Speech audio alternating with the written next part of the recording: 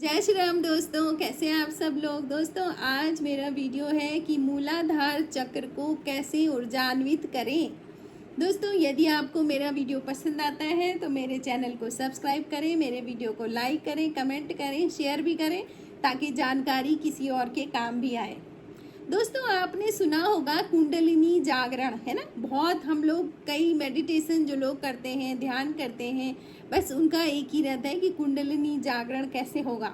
देखिए कुछ लोगों का कुंडलिनी जागरण बहुत आसानी से हो जाता है, वो कुछ टाइम तक ही मेडिटेशन करते हैं तो कुंडलिनी जागरण हो जाता है। कुछ लोग बहुत लंबे समय तक मेडिटेशन ध्यान करते रहते हैं लेकिन कुंडलिनी जागरण नहीं होता है, क्योंकि कुंडलिनी जागरण भी उसका होता है जिसके कर्म अच्छे होंगे, यानी कि पूर्व जन्मों के कर्मा या इस जन्म के कर्मा आपके अच्छे होंगे तो आपका कुंडलिनी जागरण जल्दी हो जाएगा। तो दोस्तों आज मैं सिर्फ मूलाधार चक्र के बारे में बताऊंगी कि मूलाधार चक्र क्या होता है। दोस्तों मूलाधार चक्र जो होता है वो रीढ़ के अंतिम हिस्से पर नीचे जहाँ पर टेल बोन होती है वहाँ पर रहता है वो चक्र। मूलाधार चक्र आपके पूरे भौतिक शरीर को नियंत्रित करता है, जो भी फिजिकल बॉडी है वो उसी से नियंत्रित होती है। दोस्तों मैंने पहले भी कहा था कि हमारी ये फिजिकल बॉडी है और इसके बाहर एक एनर्जिक बॉडी होती है। तो आपकी फिजिकल बॉडी में कोई भी बीमारी उत्पन्न हो रही है तो समझ लीजिए कि आपकी एनर्जी मूलाधार चक्र में। आपको चाहिए कि आपकी मूलाधार चक्र को एनर्जाइज करें, उसको एक्टिवेट करें, उसकी एनर्जी को खूब एक्टिवेट करके रखें। जिसका मूलाधार चक्र एक्टिवेट होता है वह व्यक्ति बहुत हष्ट पुष्ट होता है, स्वास्थ्य उसका बहुत अच्छा होता है। बूढ़े व्यक्तियों का भी मूलाधार चक्र कमज़ोर हो जाता है, इसी वजह से वो शरीर से बहुत कमज़ोर हो जाते हैं। मतलब आप लगा लो आपका शरीर फिजिकल बॉडी को नियंत्रित करता है मूलाधार चक्र। मूलाधार मैंने आपको बताया था, मूल मने होता है जड़। किसी भी वृक्ष की अगर आप देखो ना, कोई पेड़ है और उसकी जड़ें कमज़ोर है तो क्या होगा, धीरे धीरे वो पेड़ भी कमज़ोर होगा और एक समय ऐसा आएगा कि पेड़ गिर जाएगा। बस आपके लिए भी मूलाधार चक्र वही काम करता है। अब जानते हैं दोस्तों कि मूलाधार चक्र को एक्टिवेट कैसे करना है। मतलब कुल मिलाकर के हम सल्यूशन पे आए कि मूलाधार चक्र अगर हमारा एक्टिवेट नहीं है तो उसको एक्टिवेट कैसे करें। बस आप ये समझ लो कि जो भी बीमार है समझ लो कि मूलाधार चक्र में गड़बड़ है, उसकी बीमारियां, शरीर की जो बीमारियां होंगी सब मूलाधार चक्र से संबंधित है। तो अब इसका सॉल्यूशन क्या करना है दोस्तों, इसका सॉल्यूशन जानते हैं ना। तो नंबर 1 आपको एक्सेप्ट करना है, स्वीकारना है। हमको ब्लेम गेम नहीं खेलना है कि अगर मैं बीमार हूँ तो किसी दूसरे की वजह से, और आप किसी पर अपना जो है वो लगाते रहो कि शायद उसकी वजह से और उसकी वजह से और उसने ये करा उसने करा। जहाँ पर आप ब्लेम करते हो, दूसरे को दोषी बनाते हो, वो कर्मा आपके और ख़राब हो जाते हैं। आपने किसी दूसरे को भी दोषी बना दिया है तो जो आपका ठीक होने वाला भी था वो भी ठीक नहीं होगा।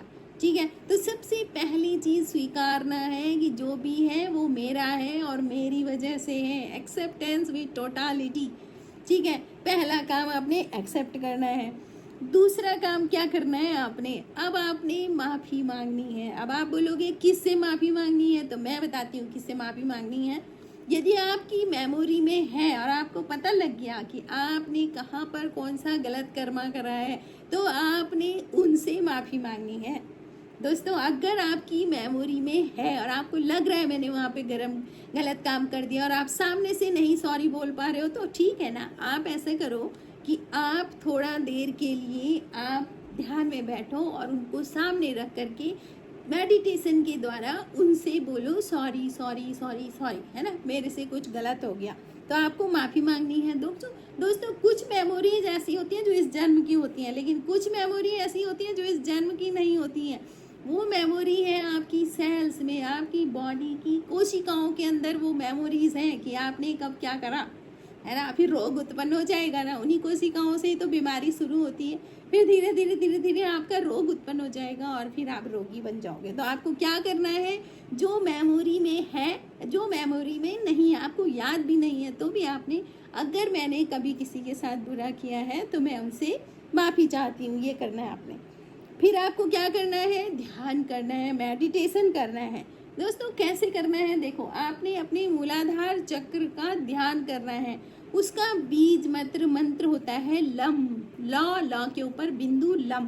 तो आपने बैठना है, ध्यान करना है और पूरा ध्यान अपने मूलाधार चक्र पर ले जाना है।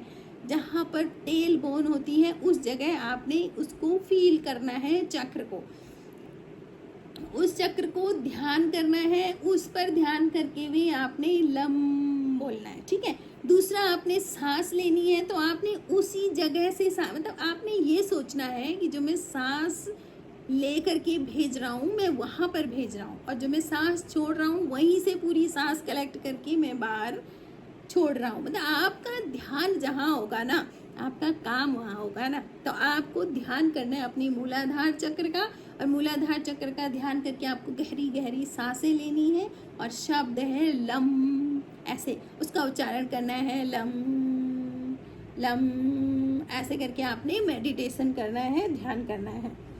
दूसरा, ध्यान से पहले देखो हमेशा सीधा ध्यान करने नहीं बैठना चाहिए दोस्तों। जो भी कहीं भी आप देख लो, जब भी ध्यान करवाते हैं, ध्यान से पहले आपको कुछ एक्सरसाइज करनी है बॉडी की। एक्सरसाइज करने से क्या होता है, जब आप एक्सरसाइज करते हैं आपका पसीना आता है, आपकी पूरी बॉडी एकदम एक्टिवेट हो जाती है। कैसे, एक एक सेल्स एक्टिवेट हो जाती है और फटाफट करके सांस लेती हैं और सांस छोड़ती हैं और जल्दी जल्दी जल्दी जल्दी एनर्जी बना देती हैं, ऊर्जा बनाती हैं खूब सारी, ठीक है। तो आपको हमेशा ध्यान से पहले कुछ एक्सरसाइज करनी है, और एक्सरसाइज करते हुए आपको कुछ अफर्मेशंस भी करनी है। सोचना क्या है, ये भी काम करेगा। आपको सोचना है कि मैं शक्तिशाली हूँ, मैं एक पवित्र आत्मा हूँ, और मैंने अगर गलती से किसी के साथ बुरा काम किया है, किसी के साथ बुरा व्यवहार किया है, तो मैं उनसे माफ़ी मांगती हूँ। इस तरह के अफर्मेशंस पे आपने उस समय शुरू करना है, और उसके बाद पहले आपने पूरी एक्सरसाइज करनी है, उसके बाद आपने ध्यान करना है, और ध्यान में आपने लम शब्द का उच्चारण करना है, सांस लेनी है और सांस छोड़नी है। तो जो सांस लेनी है उसको आपने फील करना है कि वो सांस आपके मूलाधार चक्र में जा रही है, और जो सांस आप छोड़ रहे हो आपने फील करना है कि वो सांस आपके मूलाधार चक्र से बाहर आ रही है। तो अगर आप ऐसी प्रैक्टिस करोगे तो एक समय ऐसा आएगा जब आपका मूलाधार चक्र एक्टिवेट हो जाएगा। दोस्तों मैं हमेशा बोलती हूँ और हर वीडियो में कहती हूँ कि ये काम बहुत जल्दी से नहीं होगा, समय लगेगा। हर कोई काम समय लेता है, तो ये भी समय लगेगा, लेकिन आप करते जाओगे करते जाओगे करते जाओगे तो एक समय ऐसा आएगा कि आपका मूलाधार चक्र एक्टिवेट हो जाएगा। और आपका अगर मूलाधार चक्र एक्टिवेट हो गया तो आप समझ लीजिए कि आपकी फिजिकल बॉडी में किसी तरह की कोई प्रॉब्लम नहीं रहेगी। दोस्तों मुझे जो भी बताता है ना कि मेरे को बैक पेन है, जो कहता है मुझे जॉइंट पेन है, जो कहते हैं मेरे घुटनों में पेन है, तो मुझे एकदम ध्यान आता है उनके मूलाधार चक्रास का। और उनको एक ही चीज़ है कि आप ध्यान करो, मेडिटेशन करो। तो लोग कहते हैं जब दर्द होता है तो ध्यान नहीं लगता, ये बात भी सही है, जब दर्द होता है ध्यान नहीं लगता।